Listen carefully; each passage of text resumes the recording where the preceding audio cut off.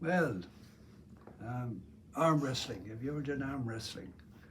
Sometimes when there's little boys or girls around, sometimes I challenge them to an arm wrestling competition. Now, me being um, stronger and everything else at this age, so they'll sit down and they'll start pushing. So I just do pretend resisting, and we're struggling there, and then finally I give in, and so the little boy or the little girl wins the competition. It's okay, and I'm not being. They probably know that I'm goofing off, but arm wrestling. So there was a man in the Bible who wrestled with God. His name was Jacob, and of course you know well that Jesus wrestled with his father in the Garden of Gethsemane. Gethsemane means olive crush. So they used to crush the olives. Probably, yeah, olives, I believe, yeah. Olive crush. And of course, the Son of Man, Jesus, was crushed. His suffering was so great that he sweated blood. Came through his pores. Great anxiety. So anyway, back to our answer to Jacob. The God of Abraham, the God of Isaac, the God of Jacob. From them came the whole Jewish race. And also our father as well, Abraham, our father in faith. Jacob he's traveling someplace. We'll skip that for now. That same night, Jacob rose. So I think he was down near the river Jabbok, and his head was resting on a stone for a pillow, and his two wives, I think, had already crossed the Jabbok. He sent them ahead of him, so he's by himself. That same night he rose and took his two wives and his two slave girls and his 11 children. He crossed the ford of the Jabbok River. So whether it's the Jordan or the Jabbok, we're all going to cross the final river, the final Red Sea, into heaven. He took them and sent them across the stream and sent all his possessions over too, and Jacob was left alone. And there was one that wrestled with him until daybreak,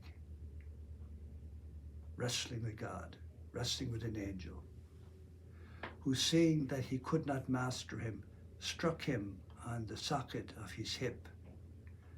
And Jacob's hip was dislocated as he wrestled with the angel.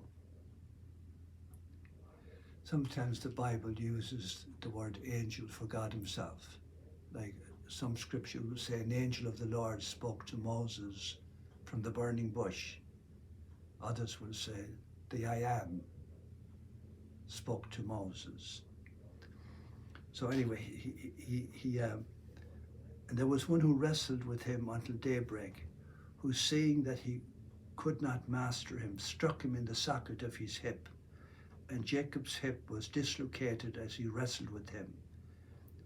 The angel said, "Let me go, for day is breaking." But Jacob answered, "I will not let you go unless you bless me." He then asked, "What is your name?" "Jacob," he replied.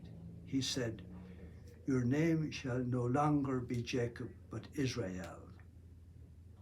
Let that sink in, please. Israel. Think of them now, Israel, the chosen, to this day. Your name, you shall not be Jacob, but Israel, because you have been strong against God. You shall prevail over men. You wrestled with God all night, and you will prevail over men. Jacob then made this request, "I beg you, tell me your name." Like Moses did the same thing at the burning bush. "What is your name?" And "Tell me your name." But he replied, "Why do you ask my name?" And he blessed him. He blessed him there. Jacob named the place Peniel because I've seen God face to face, he said, and I have survived.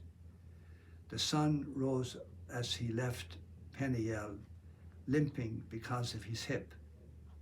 That is the reason why to this day the Israelites do not eat the sciatic nerve, which is in the socket of the hip, because he had struck Jacob in the socket of the hip on the sciatic nerve. So this man who wrestled on the banks of the river Jabbok and won, prevailed against God. God changed his name from Jacob to Israel, God wrestler. And you notice that when you're confirmed, for instance, you hopefully pick a new name, a name that indicates that you belong to God now in a special way, in a unique way. So wrestling with God. There's the New Testament then is a repeat here. Jesus wrestled with the Father. He took with him Peter, James, and John. This was the same night that the Last Supper was celebrated, where he took bread and said, "This is my body," where he took wine, the marriage cup. "This is my blood, the blood of the new covenant, my blood." And then they got up from table and crossed the Kidron Valley into a garden called Gethsemane, which means, again, olive crush. And then he took with him Peter, James, and John. The same three he took with him up onto the mountain the week before, so the Transfiguration.